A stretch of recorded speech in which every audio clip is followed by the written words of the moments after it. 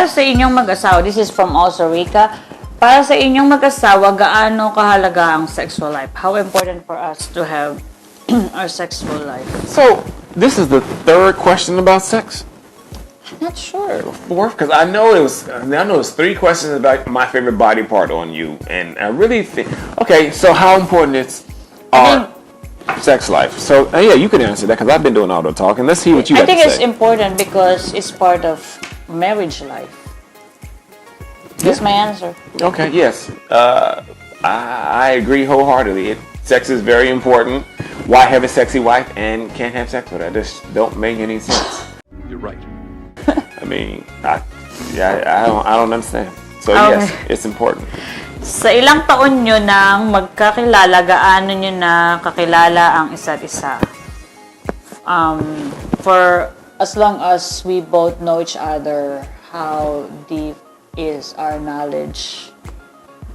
Both know each other, how deep is our knowledge? Or how... Our knowledge of each what's other? your question? How deep is your knowledge of each other? Do you want me to answer this first? Let me see the question. Sabi niyo magkakilala, gaano niyo nakilala isa isa? I know how he feels. Even he won't say anything. I know how he feels even if he won't say anything, or even he's not around, or he's not, we're like, when he's not around, I can't even see his face. I know the energy. Like, yeah. How about you? What is the question again? How do we know each other? How deep is your knowledge of each other? Like, we know each other for 6 years, but how deep the connection? No, I think you said we've been in a committed relationship for 6 years. How deep is your knowledge of each other? So I would say this. I know you. Like, for as long as you both know each other, how deep is your knowledge? Okay, so I know you today. I know who you are today, and I know who you were yesterday. Mm-hmm. I don't know who you're going to be tomorrow. And any living thing evolves. And I expect for you to evolve. I expect for you to change. I don't expect for you to remain the same. I don't expect today you to be the same person you were 6 years ago when I first kissed you. I don't expect that. I expected your perceptions and your goals and desires would change, and that I would have to adapt with that.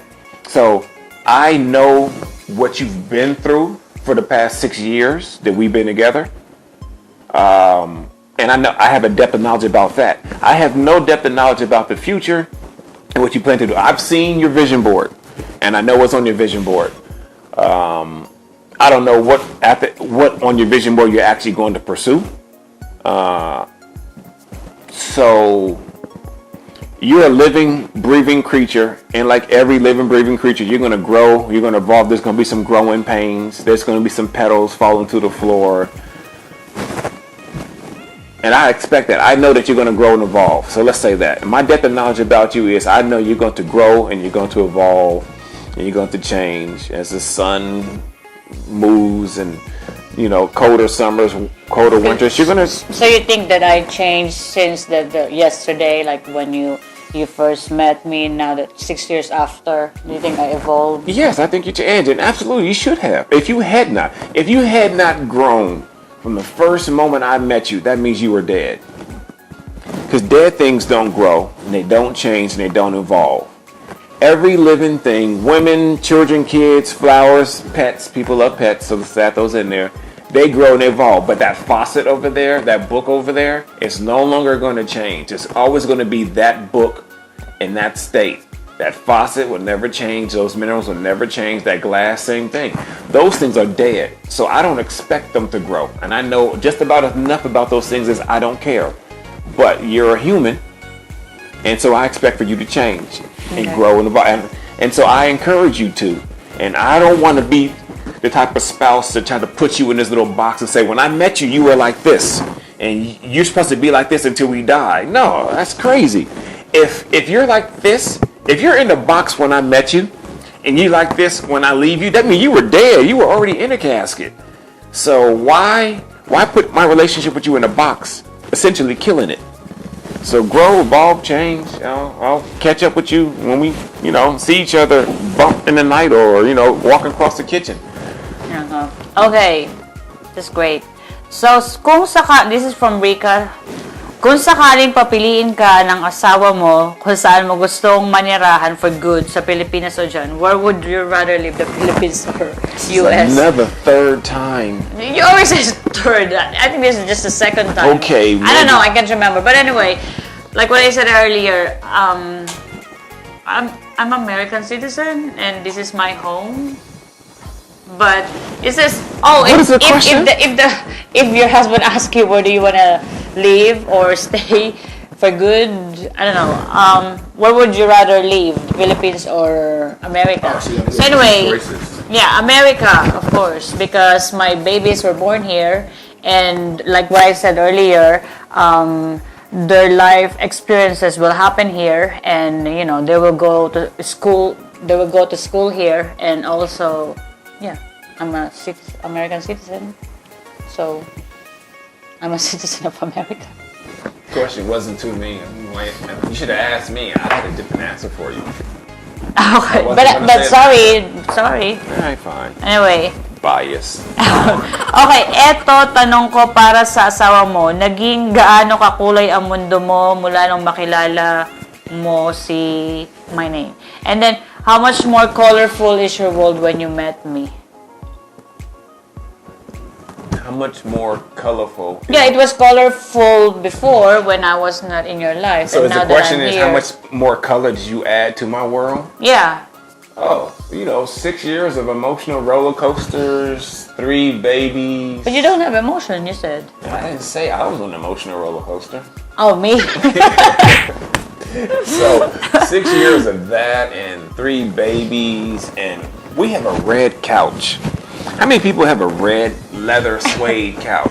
Sometimes I regret that I bought that I chose that. That's the old me that, I love those colorful. But anyway, I just realized, going to my friend's house, I realized, I should just choose, like, gray color or purple cream. curtain over there. I know, right? Surrounding the Oh my courtyard God, are green and purple. Oh my God. So it's a golden That's cat. literally colorful. Look at that red vase in the clear story window up there in the kitchen. I know. So as for colorful, answer her question. So as for literally colorful, my life is full. So here's what you guys may not know. Oh my gosh, I'm scared now. What? So when we met, I would go out to San Diego and see Noodles, and when we would video chat, Noodles would see me in my condominium at the time, and she didn't know about any of this. And then when Noodles decided to move here, that's when she was able to find out about this. But because at that time it was pretty much a done deal. Look, if you're leaving your whole entire life in San Diego to come out here, obviously this is going to be a long-term relationship, and we're going to try to make it work. So getting here, Noodles discovered because it was already here, just like the Pilgrims discovered America. It was already here. Noodles discovered that she was going to be living in this little house. This little house I had ordered a bed 2 years prior, right before I even finished the house. The kitchen had just got finished, and the tiles on the floor had just got laid. The refrigerators were in, the refrigerator and freezer. So yeah, there was no actual furniture other than the guest bedroom set and a bed that was in storage for the master bedroom. I think the vanities were in. So everything else you see in the house past that, it was paint on the walls, but so you know what I'm saying. Everything else you see past that was Noodles adding elements to my life, and those things added color to my life. I mean, I didn't know I needed a trash can. I was fine with just throwing this bag, hanging it off of this countertop, and then throwing the bag out every night. But apparently, I wasn't supposed to do that. And so that's color. I had a room for my shoes, and they were just on the floor, just lined up. And I had kids now sleeping in that room. So that's color. I mean, so she has changed and altered my world. Yeah, I used to eat just steak. It was either steak and yams or steak and egg whites. I thought you were gonna say steak and yam. Steak and yam. Well, even if it really was steak and yams or steak and rice. Well, not Yeah, not he has that, brown but it rice. was brown rice. Yeah. Steak and yams, steak and rice, steak and sweet potatoes, steak and mixed vegetables, steak and salad. And this is lunch and dinner I'm talking about. And for breakfast, it was just oatmeal or cereal, rice cereal, right? So now there are ingredients and foods in the refrigerator that, you know, I wouldn't have bought. I mean, I also bought wine too since Noodles moved in. So, so there we go. That's more color there too. So my life is probably 4-dimensional now. When before it was 2-dimensional, and so there are more depths and intensities of certain colors than it is of others. There's a sense of feeling of the colors also, and not just being able to see colors, but actually be able to feel colors and to feel warmth and I guess the lack of warmth on certain other colors. So if that answers your question, I hope it did. But This was all. Okay.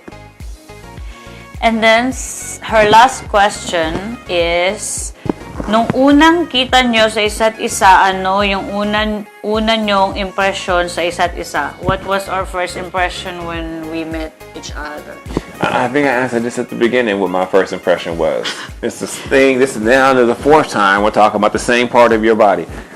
Okay. That was my first impression. Well, my first impression was he's big. Yeah, see? Like his, I'm talking about, his height, like he's 6'3", and then his shoulders so broad, so muscular. Yeah, that's my first impression. And Hey, was your first impression, were you afraid of me? oh no! My first impression was I thought you were really good at math and you can do karate. Are you serious? No, my first impression was like, oh my god, he's handsome. Like, But anyway, like what I said, but the very first, it's like, oh my god, he's tall, he's big. Yeah. And then when you're walking, it's like, oh my god, look at that. That's so yummy. Man, I'm pretty. See? So yeah, why would I be scared? I don't know. I mean, Because you're big and I'm small? Well, no, because I've been to places where I would see Asian women, and for some reason they look terrified, like I'm Godzilla or something. It's like they got my breaking, Godzilla's here! Yeah. And then it's like they just scamper off. I'm thinking to myself, I wouldn't Yeah, burn remember your when city down. we went to Pentecostal church, the old lady doesn't want you to touch her didn't even let me touch feeling the bad. basket. So I don't know what. So I often wonder how Asians. Well, actually, I don't really wonder, but I'm concerned about how Asians perceive me when I first enter the arena. Before I even speak, because I understand that after I speak a few words, They change. People seem to be calm and at ease. They're like, oh, okay. Like, oh, he talked like not a black person, but he talked like Obama. Obama's black too, so. Yeah, I know, but what I'm saying is like, he doesn't like talk like, what's up, nigga? I just don't use street vernacular. I think that's what it is. And I don't. And for some reason, I think, like even in Israel, the lady who ran into the place where I was going to didn't hear me say a word, but she was just terrified. And so, yes, I scared an Israeli, and they say it can't be done, but they're wrong. So Okay. anyway, moving on.